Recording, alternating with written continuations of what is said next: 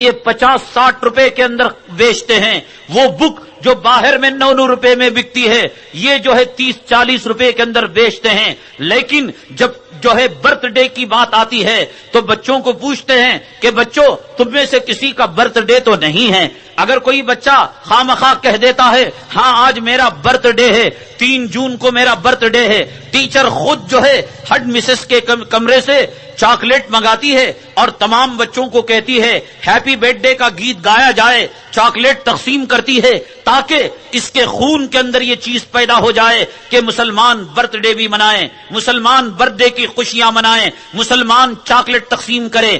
آج مسلمانوں کی نسلوں میں، مسلمانوں کے خاندانوں میں یہ جو عورتیں ننگی پھر رہی ہیں، یہ بال کٹائی ہوئی جو پھر رہی ہیں، ان کو احساس تک نہیں ہے کہ ہم جو ہے گلی کی کتیا سے بدتر ہم مقام پر آ چکی ہیں، اور یہ مرد ان کے غلام بن کر جو پیچھے پیچھے لٹو کی طرح جا رہے ہیں۔ اللہ کی قسم یہی عیسائی کانوینٹوں کی تہذیب تھی، یہی عیسائی کانوینٹوں کی تمدن تھی۔ یہ مسلمانوں کے گھرانوں کے اندر جو برتھ ڈے منایا جاتا ہے، کیا آقا نے اپنی زندگی کا کوئی برتھ ڈے منایا تھا؟ کیا صدیق اکبر نے منایا تھا؟ ارے زندگی کے جانے پر غم کیا جاتا ہے، دنوں کے ڈھلنے پر ماتم کیا جاتا ہے۔ ہمیں یہ تعلیم دی گئی کہ جیسے جیسے وقت گزرتا ہے تم اپنے قبر کے قریب ہو رہے ہو، اپنے کفن کے قریب ہو رہے ہو، اپنے جنازے کے قریب ہو رہے ہو، اپنی زندگی سے دور اور اپنی موت سے قریب ہو رہے ہو۔ لیکن وہاں برتھ ڈے کی تہذیب اور تمدن اور طریقہ دے کر کہ آج مسلمان گھرانوں کے اندر لڑکیوں کا برتھ ڈے نہیں منایا جاتا، لڑکوں کا برتھ ڈے نہیں منایا جاتا، اپنے خاندان کے ایک بیوہ کو پالنے کی حیثیت نہیں، اپنے خاندان کے ایک غریب کو 2 وقت کی روٹی دینے کی حیثیت نہیں۔ یہ غریب، یہ فقیر، یہ لون کے اندر ڈوبا ہوا، یہ سود کے اندر ڈوبا ہوا، یہ دن رات رشوت کی حرام کمائی کھانے والا بڑی شان کے ساتھ جورو کا برتھ ڈے بناتا ہے، کچی چولی پہن کر حرام خوروں کے مجمع میں بیوی آ کر، اس کی جورو آ کر کیک کاٹتی ہے، اور دوسرے حرام خور کھڑے ہو کر پیشاب کرنے والے اسے گلے ملتے ہیں، چمٹتے ہیں، اور یہ رذیل اور یہ دیوس اس منظر کو دیکھتا ہے کہ میری بیوی سے غیر مل رہے ہیں اور برتھ ڈے کی مبارکبادی دے رہے ہیں۔ یہ سب مسلمانوں کے اندر یہ تہذیب کہاں سے آئی، یہ تمدن کہاں سے آیا؟ مسلمان کی عورت کیا کسی کو ناچنا دیکھنا گوارا کر سکتی تھی؟ کیا مسلمان کی عورت کسی کو گاتا ہوا دیکھنا برداشت کر سکتی تھی؟ آج سنیما خانوں میں غیر قوموں سے زیادہ برقع پہننے والوں کی تعداد کیوں زیادہ ہے؟ آج سنیما خانوں میں، کلبوں میں غیر اقوام سے زیادہ یہ نبی کا نام لیواؤں کی تعداد زیادہ ہے۔ کہاں سے ان کو یہ سبق ملا؟ کہاں سے ان کو یہ درس ملا؟ یہ سبق انہی اسکولوں سے ملا، یہ سبق انہی کالجوں سے ملا، یہ سبق انہی کانوینٹوں سے ملا کہ بھائی دنیا آگے بڑھ رہی ہے، ناچ گانا ایک کلا ہے، ایک آرٹ ہے، ایک فیشن ہے۔ اب ان کے جو ہے سائن لیے جاتے ہیں، ان کے آٹوگراف لیے جاتے ہیں، ان رنڈیوں کی عزت کی جاتی ہے۔ آج ایک مسلمان کی نگاہ میں مصلی پر کھڑے ہونے والے امام کا کیا مقام ہے؟ تمہارے سر پر اللہ کا قرآن رکھ کر میں تمہارے ماں باپ کا واسطہ دے کر، خدا کی قسم دے کر پوچھتا ہوں، تم یہ مجھے بتاؤ کہ اس مجمع کے اندر فلم میں کام کرنے والا کوئی حرام زادہ آ جائے، فلم میں ناچنے والی کوئی رنڈی آ جائے اگر تمہارے گھر میں، تو تم کتنا خوش ہو گئے؟ کیا تم اتنی خوشی، کیا تم اتنی عزت رسول ممبر رسول پر کھڑے ہونے والے نبی کے جانشین کو دیکھ کر تمہارا چہرہ خوشی سے کبھی تمتماتا ہے؟ ان چہروں کو دیکھ کر تمہارے چہرے پر اداسی نہیں آتی؟ تمہارے کیا پیشانی پر بل نہیں پڑتے؟ نبی کے خلیفاؤں کو دیکھ کر، نبی کے جانشینوں کو دیکھ کر کیا تمہارا دل سکڑتا نہیں ہے؟ کیا تمہارے دل میں غم نہیں آتا ہے؟ کہاں سے یہ سبق ملا؟ کیا کبھی مسلمان لڑکی کسی غیر کے ناچ کو دیکھ سکتی تھی؟ آج مسلمان گھرانوں میں ہماری 17 سال کی بچیاں اور 20 سال کی جوان بچیاں ان حرامزادوں کے ناچ کو کیا خوشی اور شوق کے ساتھ نہیں دیکھ رہی ہے؟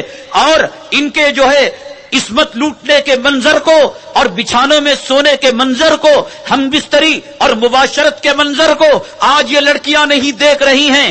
ان کے آنکھوں سے حیا کو کس نے ختم کیا؟ ان کے آنکھوں سے شرم کو کس نے ختم کیا؟ ایک طرف جن پیدا کرنے والا باپ اور دوسری طرف جننے والی ماں بیٹھی رہتی ہے. ایک طرف وہ باپ جسے جنت کا دروازہ بتایا گیا اور ایک طرف وہ ماں جس کے پیروں تلے جنت بتائی گئی. یہ باپ بھی موجود ہے اور یہ ماں بھی موجود ہے. ایک کماری لڑکی، بن بیاہی لڑکی ایک حرام زادے کے ناچ کو دیکھتی ہے، ایک حرام زادے کو ڈانس کو دیکھتی ہے، ایک رنڈی کے کپڑے کو دیکھ کر اپنے باپ کو کہتی ہے کہ ابا جان مجھے یہ رنڈی کا کپڑا آنے والی عید الفطر میں سلا دینا، ابا جان میرے برتھ ڈے کے موقع پر سلا دینا. اس حیا کے جنازے کو کس نے نکالا؟ اس شرم کے جنازے کو کس نے نکالا؟ یہ باپ تو وہ تھا کہ بیٹی کو پیدا کرنے کے بعد خود وہ باپ بیٹی کی کمر کو دیکھنا حرام تھا، بیٹی کے سینے کو دیکھنا حرام تھا، بیٹی کی پنڈلی کو دیکھنا حرام تھا، بیٹی کے ران کو دیکھنا حرام تھا. آج یہ باپ اپنی اسکوٹر میں اس بیٹی کو اسکرٹ پہنا کر کانوینٹ کی طرف رواں دوا ہوتا ہے. مخالف طرف سے ہوا چلتی ہے، وہ اسکرٹ جو ران تک رہتا ہے اور گھٹنے تک رہتا ہے اٹھتا ہے. گلی کا چمار اور گلی کا بھنگی اور گلی کا کتا اور گلی کا زانی اس بیٹی کی شرمگاہ کو دیکھتا ہے کہ اندر انڈر ویئر ہے یا نہیں، اس کے ران کو دیکھتا ہے اور خود باپ اس منظر کو دکھا کر لے کر جاتا ہے. ہے کسی میں حس، ہے کسی میں شرم، ہے کسی میں حیا. کہاں گئی وہ حیا جو آقا ہمیں دے کر گئے تھے؟ کہاں گئی وہ حیا جو ہمیں صدیق ہمیں دے کر گئے تھے؟ کہاں گئی وہ حیا فاروق ہمیں دے کر گئے تھے؟ امریکہ اور کسی پاکستان اور کسی مکہ مدینہ کی بات نہیں، کچھ اسی شہر بنگلور اور اسی شیواجی نگر کی بات ہے کہ جب یہاں آٹو رکشا نہیں تھے، جب یہاں ٹیکسی نہیں تھے، جب گھوڑوں کے اندر لوگ گھوڑے گاڑی میں بیٹھا کرتے تھے، بیل گاڑیوں میں بیٹھا کرتے تھے. ہمارے آبا سے پوچھو، ہمارے داداؤں سے پوچھو، ہماری ماؤں میں، بہنوں میں، قوم کی بیٹیوں میں کتنی حیا تھی، کتنی غیرت تھی، کتنی شرم تھی کہ اگر اس گھوڑے گاڑی میں بیٹھ کر وہ جو روشن دان ہوتا تھا، اگر کوئی لڑکی اس روشن دان سے جھانک لیتی، کسی غیر محرم لڑکے کو دیکھ لیتی، تو پورے بنگلور والے اس گھر میں رشتہ نہیں مانگتے تھے. ارے یہ تو بے حیا لڑکی ہے کہ گھوڑے گاڑی میں پردے کے اوٹ سے، وہ روشن دان سے اس نے باہر جھانک لیا. یہ بنگلور کا ماحول تھا. آج گلی کوچوں میں اللہ کی قسم کتے اور کتیاں کم زنا کرتے ہیں، گدھے اور گدھیاں کم زنا کرتے ہیں. ان ہوٹلوں میں کیا ہو رہا ہے، یہ کیفے بار میں کیا ہو رہا ہے، یہ انٹرنیٹ پارلروں کے اندر یہ کیا ہو رہا ہے. یہ مسلم لڑکیاں نہیں ہیں، یہ حیا کی قوم نہیں ہے، یہ شرم کی قوم نہیں ہے. آپس میں بھرے چوک کے اندر ایک کتا ایک کتیا سے ملنے شرم کرتا ہے. اس بھری چوک کے اندر ایک کالج کی لڑکی، ایک کالج کا لڑکا اپنا منہ، اپنا ہونٹ دوسرے سے لگا کر، چوم کر وہ ایک دوسرے کو الوداع کہتے ہیں، گلے ملتے ہیں، ہاتھ ملتے ہیں. کیا ہو گیا ہے ہماری غیرت کو؟ کیا ہو گیا ہے ہماری شرم کو؟ کیا ہو گیا ہے ہماری حیا کو؟ یہ کہاں سے ہماری حیا کا جنازہ رخصت ہوا؟ ان کانوینٹوں کے اندر لڑکوں کو دیا گیا کہ بھر کر پینٹ پہننا، فل آستین کا شرٹ پہننا. لڑکیوں کو دیا گیا آدھی آستین کا شرٹ پہننا اور ہاف اسکرٹ پہننا. یہ مستقل میرے بھائی اس سازش کو پہچانو اور اس گھنونی سازش کو پہچانو، ورنہ یاد رکھو عبد الکریم چھاگلا کا جو حشر ہوا، عارف محمد خان کا جو حشر ہوا، جسٹس ہدایت اللہ کا جو حشر ہوا اور عصمت چغتائی کا جو حشر ہوا، اللہ کی عزت و جلالت کی قسم یہ حشر یہ اولاد تمہاری ساتھ کرنے جائے گی. عصمت چغتائی، تسلیمہ نسرین، سلمان رشدی کیا یہ پیدائشی مسلمان نہیں تھے؟ بلکہ میں آپ کو بتاؤں کہ تسلیمہ نسرین کا باپ ایک عالم تھا. عالم اپنی بیٹی کو رنڈی بنا سکتا تھا، عالم اپنی بیٹی کو عیسائی بنا سکتا تھا، عالم اپنی بیٹی کو یہودیوں کی گود میں بھیج سکتا تھا. عالم باللہ، عارف باللہ تھا تسلیمہ نسرین کا باپ. لیکن کیا کبھی اس نے یہ سوچا کہ کانوینٹ میں اور عیسائی مشنریز کے اسکولوں میں جانے کے بعد میری بیٹی کل جناب محمد رسول اللہ صلی اللہ علیہ وسلم کی آبرو پر اور عزت پر انگلیاں اٹھانے والی ہوگی، کل چل کر میری بیٹی آقا کی ازواج مطہرات، کائنات کے مسلمانوں کی اماں کی آبرو اور عزت پر انگلیاں اٹھانے والی ہوگی؟ کیا اس تسلیمہ نسرین کتیا نے نہیں کہا تھا کہ آقا کو کس نے اجازت دے دی تھی کہ وہ اور قوم کے لیے 4 سے بڑھ کر نکاح نہ کرے اور خود 11 شادیاں کر لی؟ کون تھی؟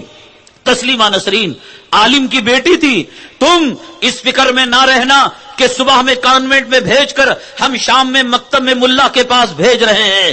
ارے کون سی مصیبت ہے آگ میں داخل کر کر آگ سے بچانے کی کوشش کی جائے, سمندر میں داخل کر کر سمندر کا پانی نہ لگنے کی کوشش کی جائے. یہ بیکار ہیں کوششیں, بیکار ہیں کوششیں.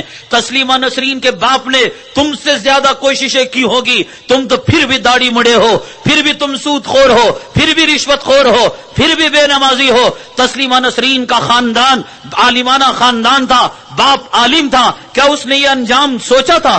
کیا اس نے یہ انجام پہچانا تھا؟ کیا تم چاہتے ہو کہ کانوٹوں میں تمہاری پلنے والی اور پرورش پانے والی اور تعلیم پانے والی اور پھر کال سینٹر میں جا کر زنا کے اڈے کے اندر اپنی عصمت اور آبرو کا سودا کرنے والی, کیا کوئی ضمانت دے سکتا ہے ان مسلمان لڑکیوں کے بارے میں جو کچے لباس پہن کر کال سینٹروں کے اندر رات کے 2-2:30 بجے کسی غیر کے ساتھ بیٹھیں اور وہ غیر اس کے جسم کو نہ چھوئے, کسی غیر کی کیبن کے اندر بیٹھے وہ اس کے سینے کو ہاتھ نہ لگائیں؟ اللہ کی قسم یہ دستور کے خلاف ہے, یہ اللہ کے اصول اور سنت کے خلاف ہے کہ پیٹرول بھی ہو اور اس میں آگ بھی ڈالی جائے اور آگ نہ لگے. خود حدیث کہتی ہے کہ ایک مرد اور ایک عورت ایک تنہائی میں جمع ہوتے ہیں تو شیطان تیسرا ان دونوں میں آگ لگا دیتا ہے. کون ہیں ان کال سینٹروں کو بدکاری کا اڈا بنانے والی؟ کون ہیں آج غیروں کے ساتھ بھاگنے والی؟ یہ سبق کہاں سے انہیں ملا؟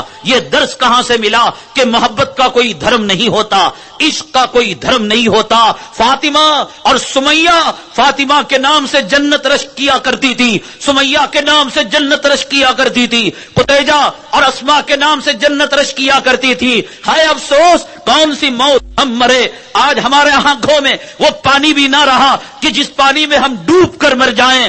آج فاطمہ نام کی لڑکی, میں بتاتا ہوں کیا کافروں کے ساتھ بھاگ کر ان کے نطفے سے وہ حاملہ نہیں ہوئی؟ آج سمیہ نام کی لڑکی, آج قتیجہ نام کی لڑکی, کہاں گئی ان کی شرمیں, کہاں گئی ان کی حیا, کہاں ان کو سبق ملا کہ محبت کا کوئی دھرم نہیں ہوتا اور عشق کا کوئی مذہب نہیں ہوتا؟ تم مسلمان ہوئے تو کیا ہوا, وہ کافر ہوئے تو کیا ہوا؟ چلو سب ایک ہے, محبت کے اندر کوئی نہیں. تم اپنی نماز پڑھو, وہ اپنی پوجا کرے گا, تم اپنی نماز پڑھو, وہ اپنی کلیسا جائے گا. کیا گھر گھر کا یہ فسانہ نہیں ہے؟ کیا محلے محلے کا یہ قضیہ نہیں ہے؟ وہ کون سا محلہ ہے, وہ کون سا گھرانہ ہے, وہ کون سی مسلمانوں کی آبادی ہے جہاں ہماری ماں پہلے کماری لڑکیوں کی, کالج کی لڑکیوں کی بات ہوا کرتی تھی, آج شادی شدہ مائیں, بچوں کی مائیں, اللہ کی قسم, اللہ کی قسم, آج صبح کا فیصلہ کہ ایک مسلمان ماں شادی شدہ صاحب اولاد غیر کے ساتھ عشق کے اندر مبتلا ہو کر بھاگ گئی.